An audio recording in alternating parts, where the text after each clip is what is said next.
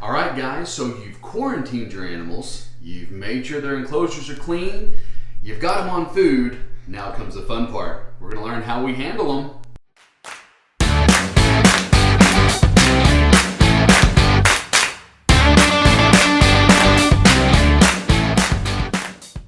Hey guys, welcome back to CNC Reptiles. I'm Chris. I'm Carly.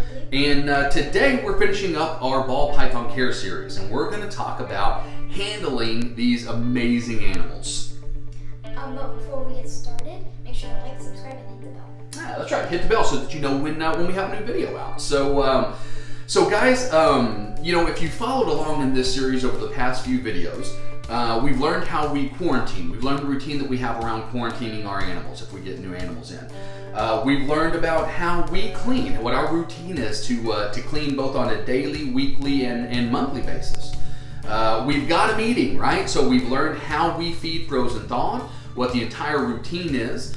And after all those, when we have them all ready to go, now comes the fun part where we actually get to interact with them and we get to handle them. But of course, we want to do that as safe as possible, right? So, kind of before we get started and how we actually handle them and what we do, it's probably good to talk about a few times that maybe we don't want to handle our ball python. So what do you think, Carly? What's maybe one time we would probably want to just leave them be? Around when they're starting to go into shed. When they're starting to go into shed, that's a really good time. So guys, remember, ball pythons just in general are pretty shy creatures, pretty apprehensive, although these two that we've had for a while are anything but pretty shy creatures. These two actually just shed within the last week, and so they're looking really pretty, looking really bright. But when they go into shed, and it's a process, guys, it's going to take a few days. So when you notice them going into blue and you see those eyes clouding over, then they're going to clear up and they're going to eventually shed a few days later. That's a really good time to kind of leave them alone. They stay in their hide a lot, so if you notice your ball python for whatever reason is just in their hide, seems like almost non-stop, probably a pretty good indication they might be in a shed cycle. And during that time, they're a lot more head shy than what they normally may be.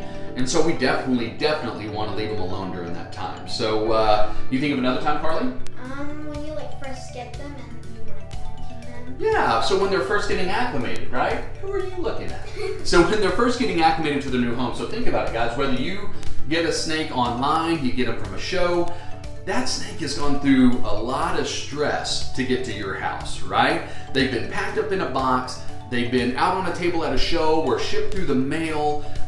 They've been unpacked in a brand new environment that they've never been in before, and a lot of stress on your animals. So you definitely want to make sure you give them plenty of time to acclimate.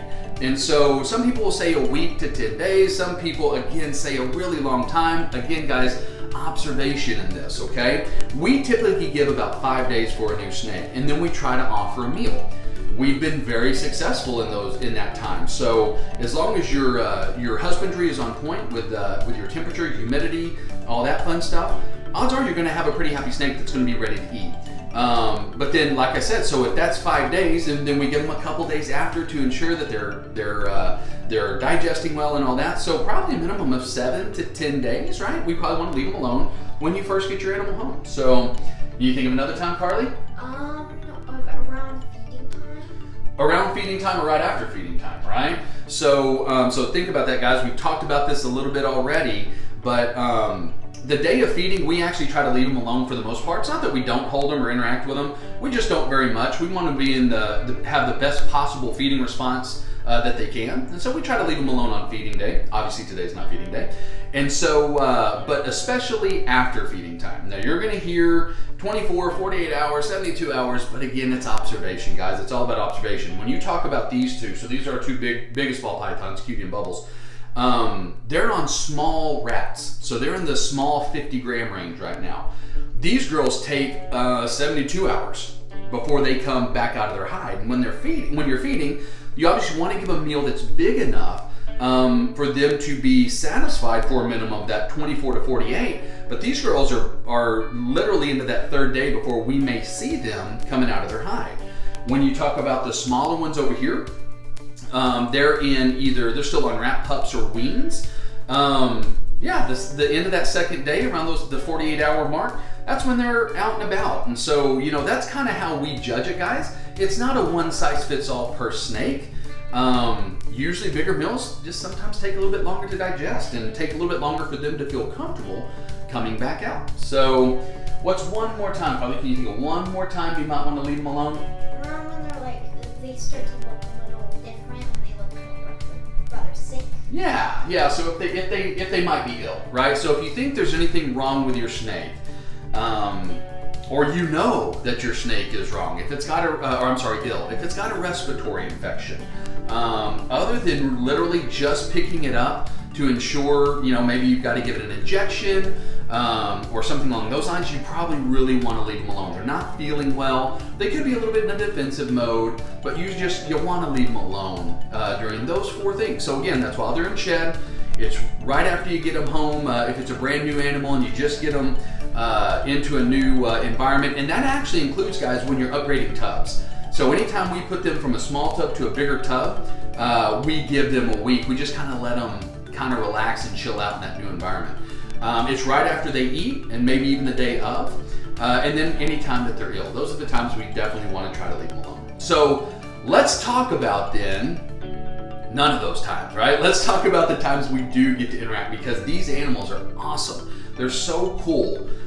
It's actually kind of a stress reliever for me just to come and sit with them and watch them, and you know, they just kind of chill out. And look those nice long tongue flicks. Now you can see these two have obviously been held quite a bit.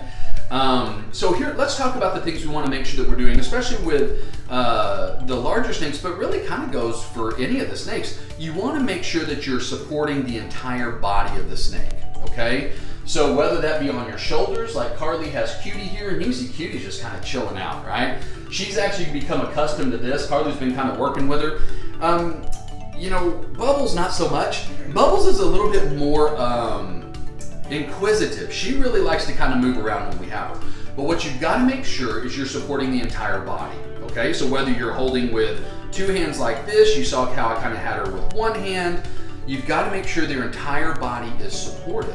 That way they feel safe, okay? And you can see she's going to kind of twist around and she's going to kind of hold on. She doesn't constrict hard. It's a kind of a soft, you know, constriction, if you will. When you do have them around your neck like this, you do want to be careful, because even a snake like this, especially with Carly, who's only 10 years old, if she did get wrapped around and she just constricts a little bit, you can cut off airways pretty quickly. So, you know, you just want to... kind of squeeze a little bit. She does a little bit, right? And that's just her kind of holding on. It's not her trying to constrict. It's not her trying to do any damage. No, but it's just her just kind of holding on, okay? And then really we just kind of let them go where they want to go. So you can see Cutie just kind of chilling out. That's what she typically does. Now, every now and again, she's going to be a little bit more inquisitive. This is actually during the day. They're much more inquisitive at night. But Bubbles, doesn't matter when you take her out. Anytime you take Bubbles out, this one's going all over the place. So we just kind of let her do what she wants to do. Some of the things that you want to watch for, again, so especially with Bubbles, who's inquisitive like this, she just we kind of let her go. We're looking for those nice long tongue flicks. You see those tongue flicks there? Nice long tongue flicks. That's just showing that she's kind of checking things out, just wanting to see what's going on. But you can tell by her body, just not stressed at all. She's not tense. She's not apprehensive. She's very confident, because we've held her plenty of times, that she knows that we're not going to drop her. She knows that even though she's up in the air, and ball pythons are not an arboreal species. They do climb, but we wouldn't even call them semi-arboreal. They are very much a terrestrial snake. They live on the ground. They live in dens of other creatures, right? Whether that be termite mounds or what have you. And you can even see with them, so watch, most ball pythons are very head shy. This one, we have worked with them so much, they know what to expect with us. And I really think they enjoy being handled. You know, it's the time they really get to kind of stretch out and use their muscles, and as long as you're giving them plenty of support, watching their body language, which we'll show you Kalahari here in a minute. She's got much different body language, but that's because she's new, right? We just haven't had as much time with her as we have with these two. So you can see she just kind of pulls around, just kind of goes about her day, right? So handling a snake, biggest thing, watch their body language, right? You want to make sure we're not stressing them out at least any more than we need to. Make sure you're supporting their entire weight and just kind of let them do their thing. Whether they're inquisitive here like Bubbles or they're just chilling over here like Cutie. Yeah, that's really it. This is the fun stuff, guys. So let's pull out a couple of the young snakes and we'll kind of show you the differences between them and Bubbles and Cutie. Okay guys, we're back. So as you can see here, we have got one of the young ones out here, and this is actually Kalahari. As we said a second ago, Kalahari is our newest ball python. So we've had her for a little while, but has not been handled near as much as the others, just because she hasn't been with us very long. But I thought it would be interesting to show you how you pick them up, because she, being kind of our newest addition, if you will, is still not the most confident when we pick her up, nor when we hold her. And so what I wanted to show you is one of the worst aspects about having a rack system. There's great things about a rack, and that's why we chose them, but probably the worst thing is how you have to pick your ball pythons up, because you have to come at them from the top, which is where, if you think about it, that's where predators would come from. So what I'm going to show you is just kind of how we pick them up, and you'll see she's going to react very kind of crazy, most likely, as soon as I take this hide off. So here we go, we're gonna take the hide off. Now that's gonna automatically make her tense. Okay, you can see she's kind of going, but all you wanna do, you wanna come in very gently, come in from the back, and you pick them up. See, just like that. Very, very easy. Now if they're kind of defensive, you'll wanna come in maybe a little quicker. This one's never struck, never had any issues with her, so that's how we pick them up. So let's talk a little bit more now about these newer ones and how we handle them. So here we are, we're back with a couple of our newer additions. Now, we've got Peanut out, and then we've got, look here, we've got Kalahari. You're gonna say hi to me, aren't you? Now, Kalahari's our newest, and she's still not the most confident when being handled, okay? She still tenses not tenses, but she'll wrap a lot more than the others do. You can see Peanut here really chilled out. We've had her a little over 3 months now, so we've handled her quite a bit. And she just kind of chills out. She's a little more inquisitive, more like Bubbles, but she just kind of chills out. We haven't pulled out Angel. We may pull her out here in just a second. But what I want to show you about Kalahari in particular is she's actually doing really good today. Typically, she really tenses her body, right? She doesn't feel very confident whenever we have her out. And again, it's just a practice that we're going to need with her. She doesn't necessarily trust it yet. So that kind of gets us into the routine part of this. And as we're observing our animals, right? So you'll hear, you know, a lot of questions around how often, how long, when should I hold my ball python? So let's kind of break those down. So we already talked about, let's take it into effect. We hadn't just fed them. They're not in shed. They're not in quarantine. We know they're not sick. You know, and so, okay, so let's take this. How often should you handle a ball python? We handle them every day, right? So if it's not one of those times we talked about earlier, we handle them every day. We enjoy spending time with them. I really think they enjoy spending time with us. I really do. I think they enjoy getting out of the tub, stretching their muscles, and just kind of, you know, hanging on and doing different things. We're kind of like a big tree to them, right? So I think they really, really enjoy that. So we handle them every single day. Every single one, every single day. We actually come in here, and this is Carly and Mai's YouTube time. So we'll come in and we'll watch other YouTubers with their snake channels, and we'll just come in and spend time with the snakes and just hold them, okay? So then how long? Guys, I don't know that there's a right or wrong amount of time to hold them. I would say as long as you want to, and as long as you know you're not really stressing the animal out. You know, you'll hear anything from, again, oh, we'll only hold them for a couple minutes to hold them a couple hours. In general, we probably hold them anywhere from 10 to, I don't know, maybe 10 to 15 minutes, however long a YouTube video is. Usually about every YouTube video will change. Carly will hold one snake, I'll hold the other one. See how she's holding on here? Just not quite confident enough yet, right? So she holds on a little bit tighter, where Bubbles, she was just kind of letting me do whatever with her, right? Just Kalahari's not quite there yet. Peanut's the same way. Peanut's really good. Again, not very head shy. Look at her. Kalahari, She doesn't want me really touching her head. See that little jerk away? She doesn't really want me doing that. So again, that's just time with her, right? So again, probably about the length of a YouTube video is what we hold them, and then we'll put them away and we'll get another snake out, right? And so that's about how long. Now, so we talked about how many times a week. We talked about how long, during each time, right? And that's kind of our routine, Other than those times that we mentioned, we don't really worry about. it. And one of Carly's fun fact for today, we'll go ahead and talk about it now, Carly. What's your fun fact for the day?